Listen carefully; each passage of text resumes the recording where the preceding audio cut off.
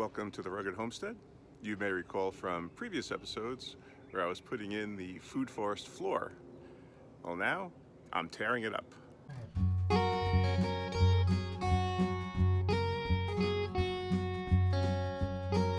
It's not that I'm not putting in the wood chips or the flooring of the food forest.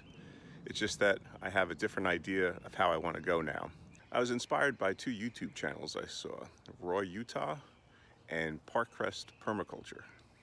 I'll link to them below. What they do, they take these same kind of permaculture principles, but they make their yards look real nice. Too often I find that people who implement permaculture on a suburban plot, their plots end up looking like crap. These designs that they have, they look so much better. They look neat. They got all the same principles involved, but it's very attractive to the eye as well.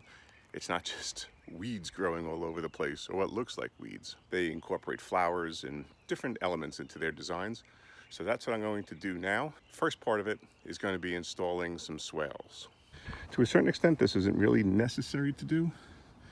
The thick layer of mulch that I have down here, the wood chips, they're going to serve as a sponge and really soak up the water. So any rainwater that does flow is going to be caught by these wood chips.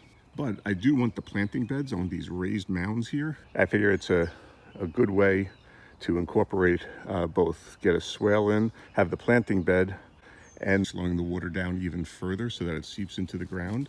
And it should be a regular source of water for the fruit trees and other components of the food forest that I'll be putting in.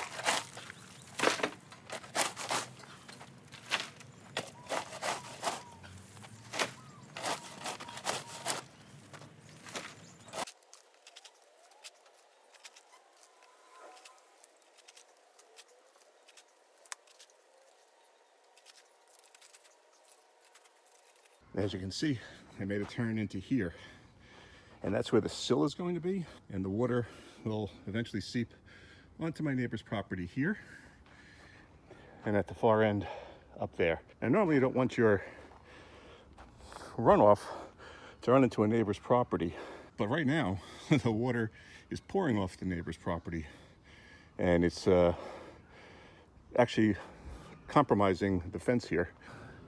And you can see the fence is actually leaning that way, and it's all bowed out. All the posts that he didn't have them cemented in, but all the posts that he had in place have started to slide forward just from the pressure of the ground pressing up against it. So what I will be doing, and you can see it down there too, it's all falling off.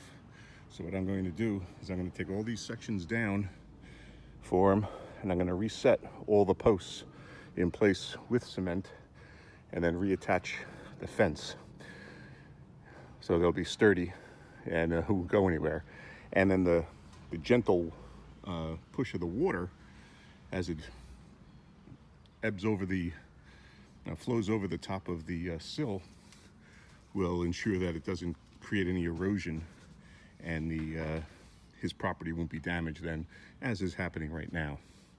So again, it's not ideal to have your overflow run into a neighbor's property, but I'm actually improving the flow of the way the water runs right now. So now I just got to clear out this whole area here and then just mark out my contour line so I can dig my trench right along here and then build up a berm right along here.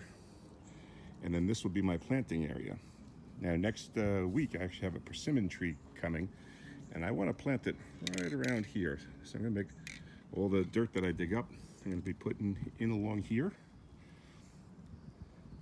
This will be one planting bed, so the persimmon tree will be there, and then other plants over time will come into here.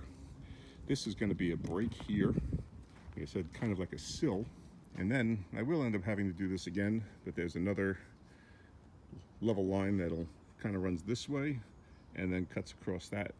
So right about here is where I'll end up digging another swale. And around here is where I'll be planting a cherry tree. Now, I'm fortunate, my neighbors have a real big cherry tree back there. So hopefully that'll be good for pollinating mine. But I will eventually be getting more than just one cherry tree. So now what I'm going to do is I'm going to actually map out a line for where I want my planting bed to be.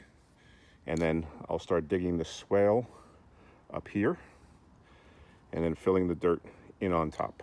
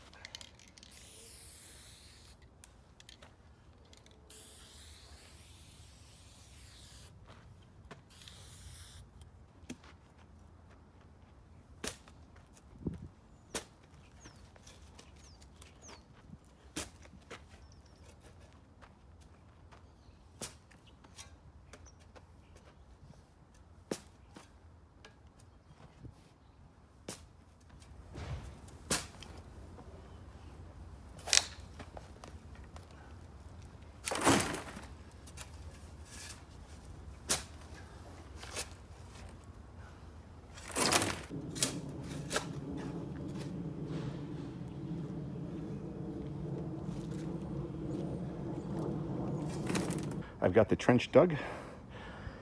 It's about a foot deep and it's about 2 shovelfuls wide. And I got all this topsoil here that I'm gonna end up putting on top of this mound here. So it's level on the bottom, and then I sloped it up here, and it curves this way. Same thing at the other side. That way, if and when this ever fills up with water, the water then will run that way and run this way down this into this area, and then there will be a swale down there. This is a hell of a lot more work than I thought. So now I've got to put this dirt on here. What I think I'm gonna do first is actually just fill this up with wood chips. This biomass that I'm putting in here, it's gonna be like a sponge, and it'll just absorb the water, and the water will end up just seeping slowly into the ground here, which will be great for the plants that will eventually be planted on top of here. All right, we have the trench filled in now. Took actually 3 of these wheelbarrow fulls of wood chips to fill it up and make it level. So now I just gotta take that topsoil and put it on top of the planting bed, which will end up getting covered over with wood chips too. The main swale is in. It's about 10 inches deep, and it's all on contour. And then we got the sill there. I've started filling it in down at the other end, and I'll soon get it all in here.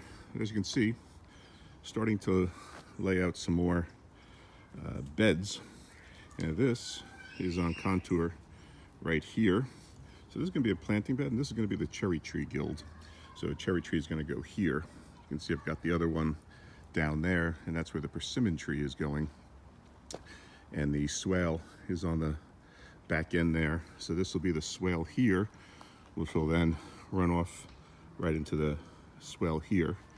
Got one more right here I just marked out, and this is just going to be a small planting bed, probably just for shrubs, no trees, right here. And that's to help stop the runoff that comes from over here, because the water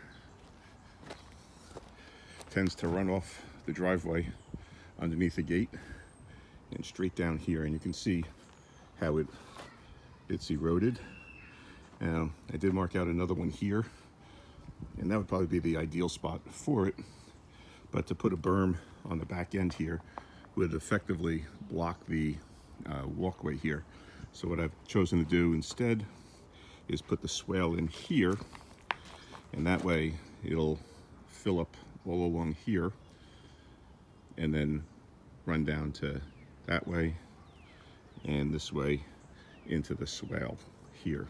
What I'm hoping also is achieved by this is that by having these different planting beds on different angles, it creates greater depth in the yard too.